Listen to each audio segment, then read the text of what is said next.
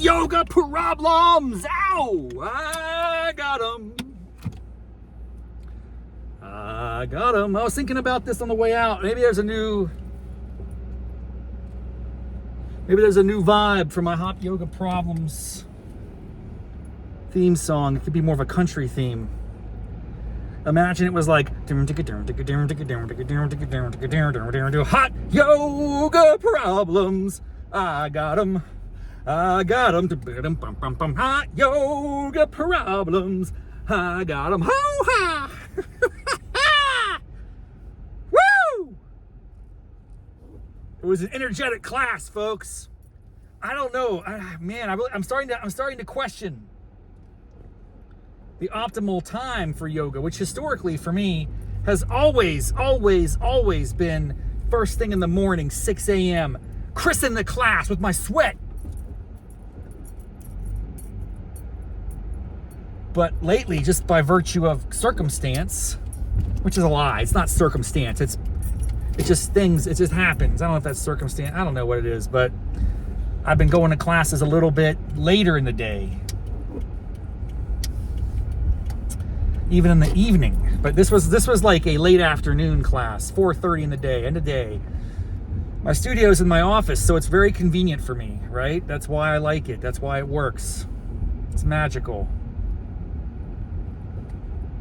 And I got so much energy coming out of this today. It's 5:30 in the afternoon, roughly, and I'm pumped up and motivated, and I'm ready to rock. And this is not normal. In the morning yoga, I'm destroyed. It wakes me up because I'm basically in a coma for the first half of class.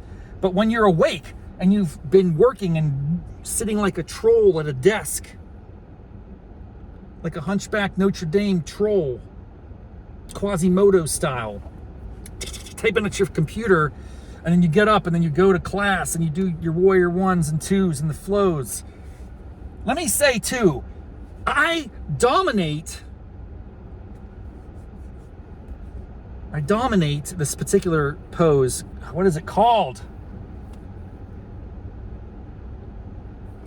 When you're in a chaturanga chimichanga, but you do one-legged. Dang it, what's the name of that? There's a specific term for it. Savangier or something like that. It's not quite that. That sounds too French. Chimichanga Savangier. I can't remember what it's called. Dang, son! This is embarrassing. You're so good at that, but you can't do the Savangier. Why am I thinking it's Savangier? It's not right. That's just the phrase that came into my brain. It's a three-legged dog into a push-up, but you leave one leg up and you do a push-up with one leg. Savangier. It's not what it is, though. I'm gonna test it. I'm gonna look it up. So I'm gonna use my other phone. Hey Siri, what is a three-legged push-up called in yoga? Do a push-up and then exhale as you shoot your hips up into downward facing dog and lift your left leg. Keep your hips square to the floor. Now you're in a three-leg downward dog. This is from menshealth.com.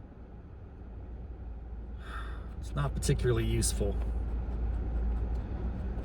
Savangier, no. It's something else, man. It's like, whatever. I'm pretty good at it. I just want to make sure everyone knows that. And actually, if I commit to it throughout an entire class, I can do the three-legged push-up. Ecopotama! Ecopotama! Hippopotamus! That's what it's called.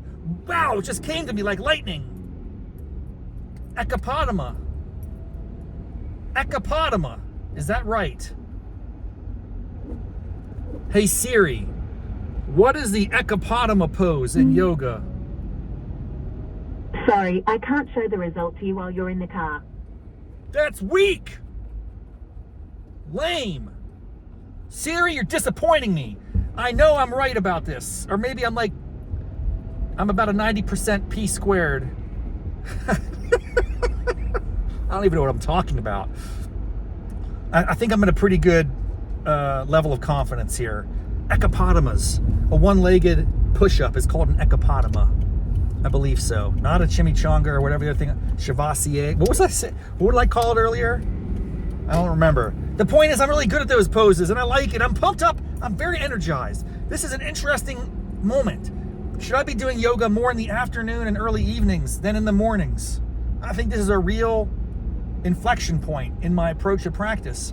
I guess I could always mix it up. Here's the thing, though. I like doing it super early in the morning. No one's awake. It's a very light, usually a very lightly attended class. So the studio is very sparse. You have plenty of room to stretch out. I can always get my spot. Today, I got there early for an afternoon class. It starts at 4:30. I try to bust in there about 4:15. But this is nuts. All four corners of the room were taken, staked out. Those are the prime real estate for yogi, man. Prime real estate. So here's what happened. I had to take a spot close to the door. That was also somewhat intentional. And this is where life intervenes, dude. It like supersedes yoga mentality. I am expecting a phone call. It should be coming anytime. It's one of those phone calls. If anyone here has ever dealt with the medical infrastructure of this country, you know it's very unpredictable. You're expecting a doctor to call you sometime between Ramadan and leap year. Yeah, they're gonna give me a buzz. I don't know when, but I gotta be ready, and I better have the call. I mean, if your phone rings and it's a doctor and you don't answer it, good luck ever getting back to him.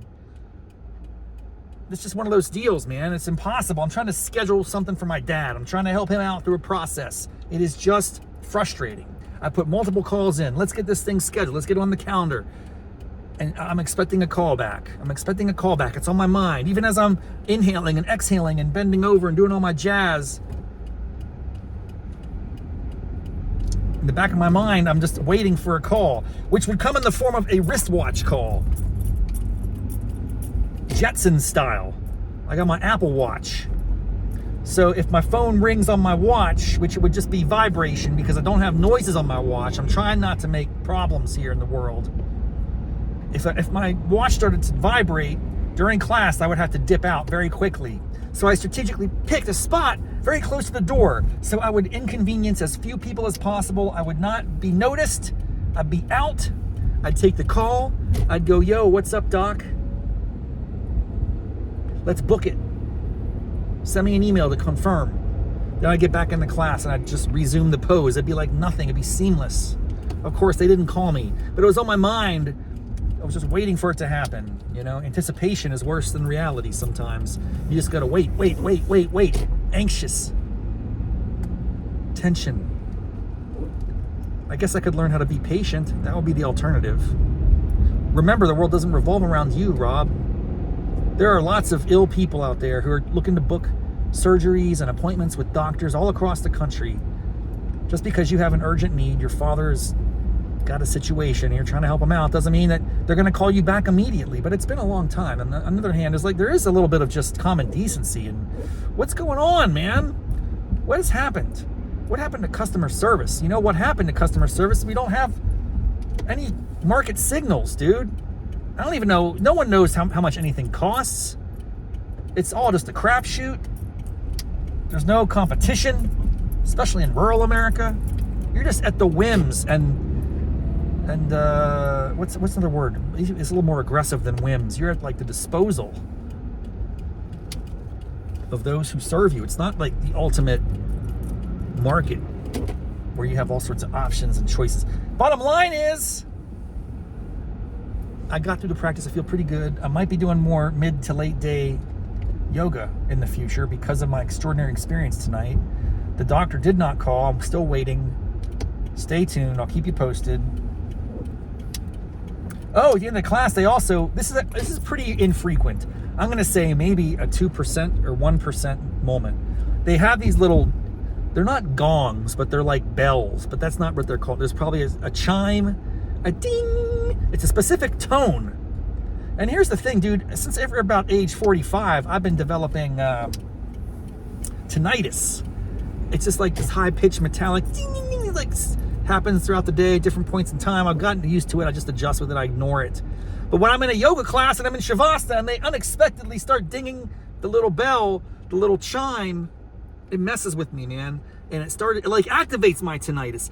You're not relaxing me. You're triggering tinnitus with the bells and the chimes. Stop gonging me, dude. It's not the gong show. It's just a freaking yoga class. Let's go. All right, that was fun. Feeling good. Feeling good. The neighborhood. Have a great afternoon. Thank you for joining me for this latest episode. See you next time on Hot Yoga Problems. Until then, namaste, mofos.